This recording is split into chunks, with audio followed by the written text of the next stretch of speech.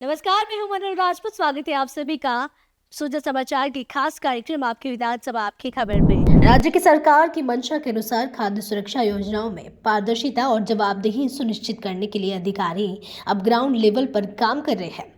अतिरिक्त खाद्य सुरक्षा आयुक्त पूनम प्रसाद सागर ने छोटी सादड़ी में समीक्षा की। गिव अप अभियान से 41 लाख अपात्र नाम हटाए गए हैं और 69 लाख नए पात्र परिवार जोड़े गए हैं। लोगों के ई-केवाईसी और आधार सीडिंग कंप्लीट कराएं, जिससे जितने पात्र लोग हैं उनको उसका लाभ मिल सके। और हमारे थोड़े से एफर्ट करने से उनको अगर गैस सब्सिडी मिलती है तो उन सबके हम एलपीजी सीडिंग कराएं। साथ ही ऐसे लोगों की लिस्ट बनाएं जिनकी की एलपीजी आईडी इनके पास नहीं है, जिनके पास कनेक्शन ही नहीं है, जिससे उनको कनेक्शन दिलाने के प्रयास हैं। जयपुर विकास प्राधिकरण ने जून 5, 10 और 12 में बड़ी कार्रवाई करते हुए कई अवैध निर्माणों को सील और ध्वस्त किया। श्यामनगर विस्तार में 3 मंजिला अवैध बिल्डिंग को सील किया गया, जबकि आगरा रोड और विजयपुरा रोड क्षेत्र में 2 इमारतों पर कार्रवाई हुई। साथ ही कालवार रोड व निवारू रोड पर करीब 11 बीघा भूमि पर बसाई जा रही 2 नई अवैध कॉलोनियों को जेसीबी से तोड़ दिया गया। वर्ष 2024 से 25 में अब तक 705 अवैध कॉलोनियों को ध्वस्त किया जा चुका है। ऐसे में उप महानिरीक्षक श्री राहुल कोटोकी ने नागरिकों से नियमों का पालन करने की अपील की। ऊर्जा मंत्री श्री हीरालाल नगर लगातार सड़कों, स्कूलों और विकास कार्यों का निरीक्षण कर रहे हैं। जहां घटिया निर्माण मिला वहां तुरंत तोड़कर नया निर्माण कराने के निर्देश दिए। कोटा में उन्होंने रात्रि चौपाल लगाकर जनता की समस्याएं सुनी और मौके पर ही समाधान कराया। कनवास क्षेत्र में खाद की कालाबाजारी की शिकायत पर कृषि विभाग के संयुक्त निदेशक को सख्त निर्देश दिए गए कि किसानों को परेशानी न हो।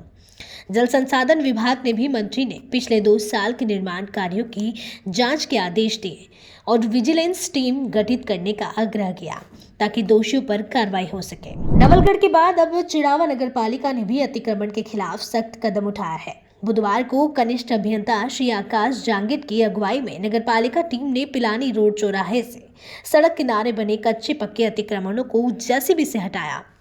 कुछ व्यापारियों ने विरोध किया, लेकिन समझाइश के बाद कार्रवाई जारी रही।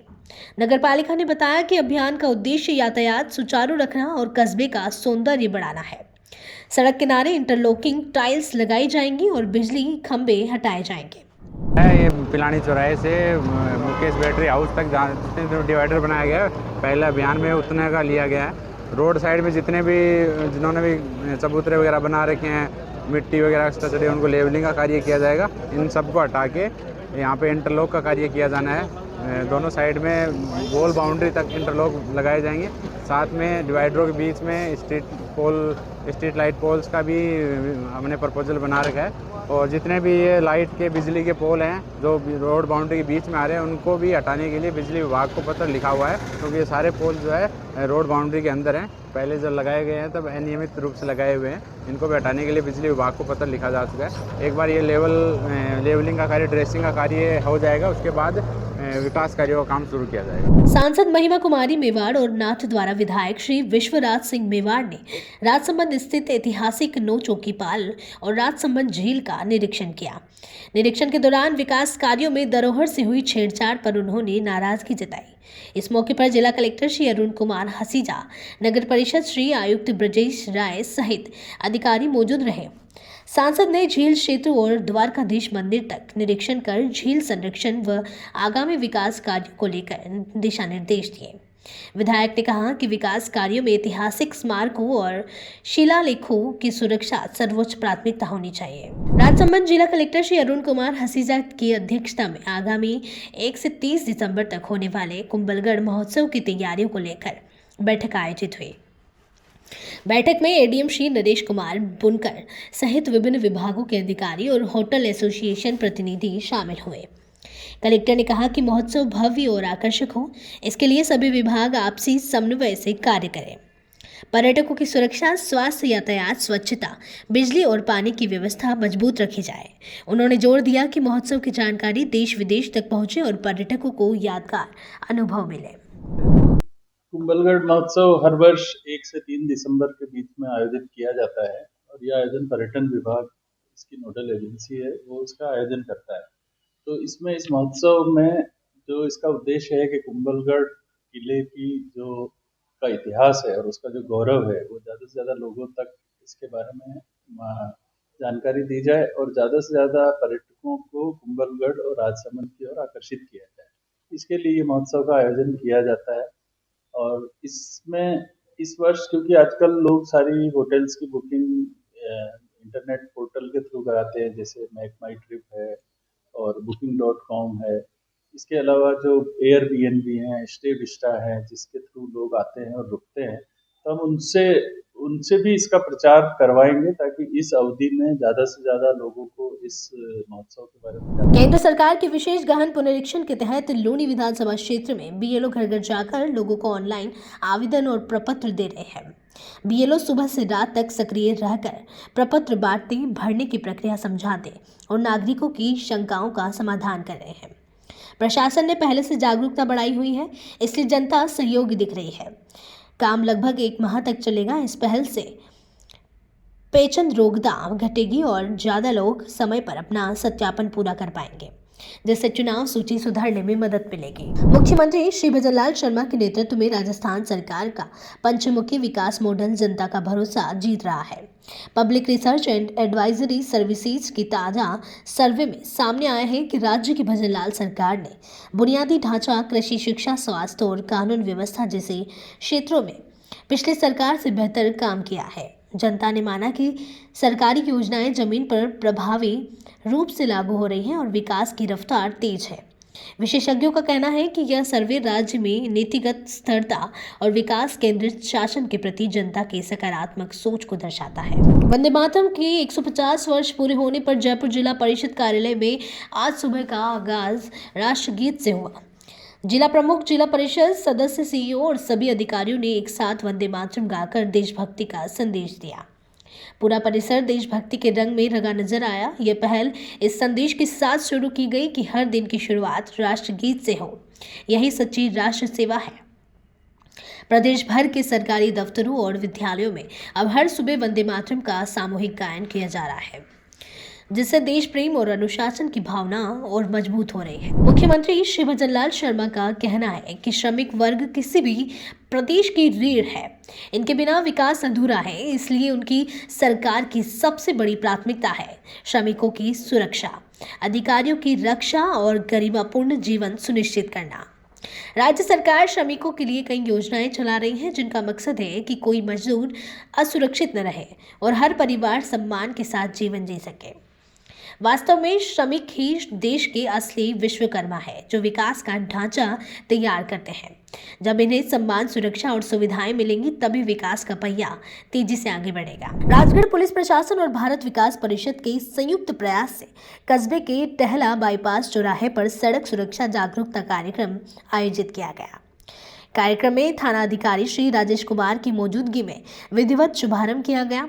परिषद के अध्यक्ष पद्मा गोयल और कार्यक्रम संयोजक प्रीति विजय ने बताया कि थाना अधिकारी श्री राजेश कुमार ने फीता काटकर कार्यक्रम की शुरुआत की। इस दौरान वाहन चालकों को यातायात नियमों की जानकारी दी गई और उन्हें सड़क पर सुरक्षित तरीके से चलने के लिए प्रेरित किया। कार्यक्रम की खास बात यह रही कि जो चालक हेलमेट और सीट बेल्ट लगाकर नियमों का पालन करते मिले, उन्हें फूल देकर सम्मानित किया गया।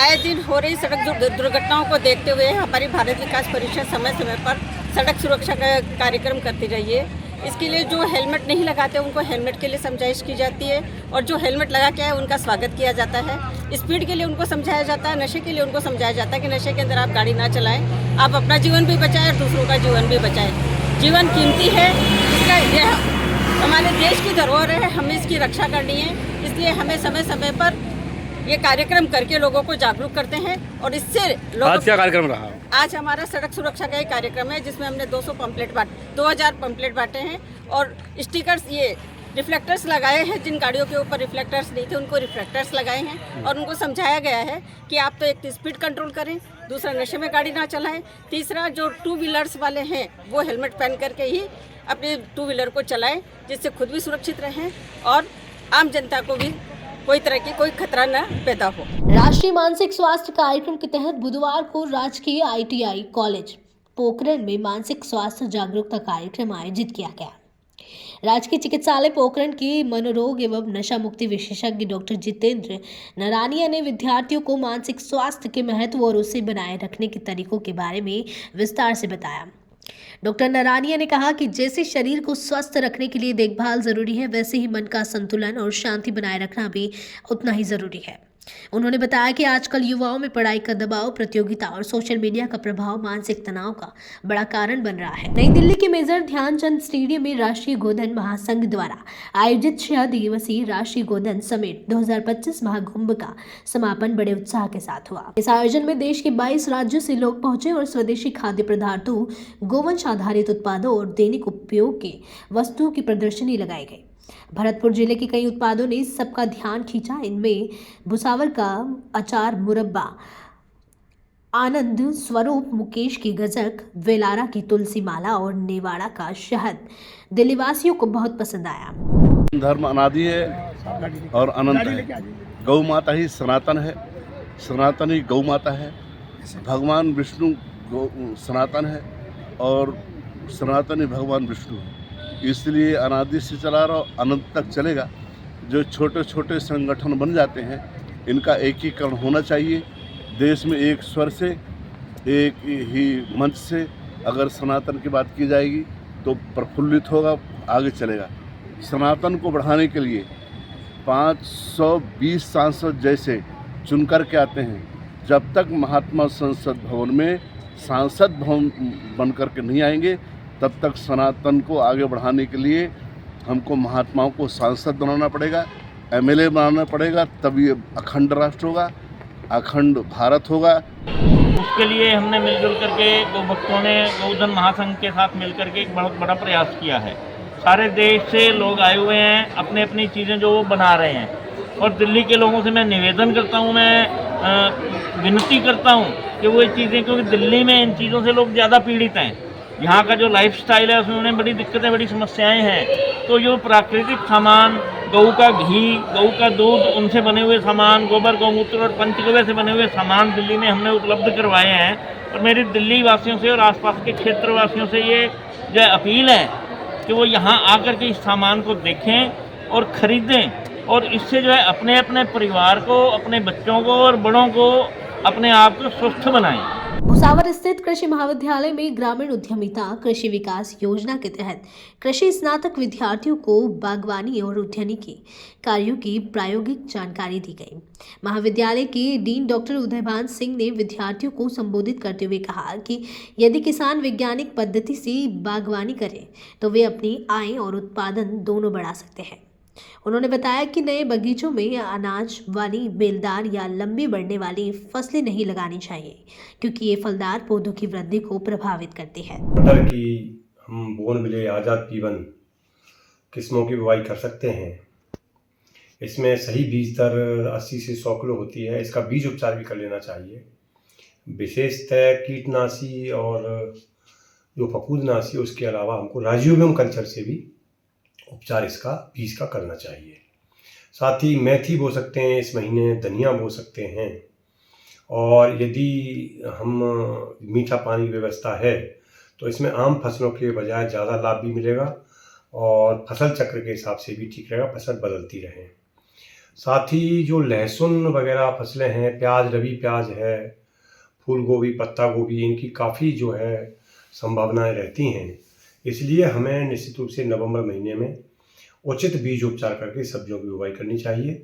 और खरीफ रबी प्याज की जो है हम नर्सरी भी तैयार कर सकते हैं।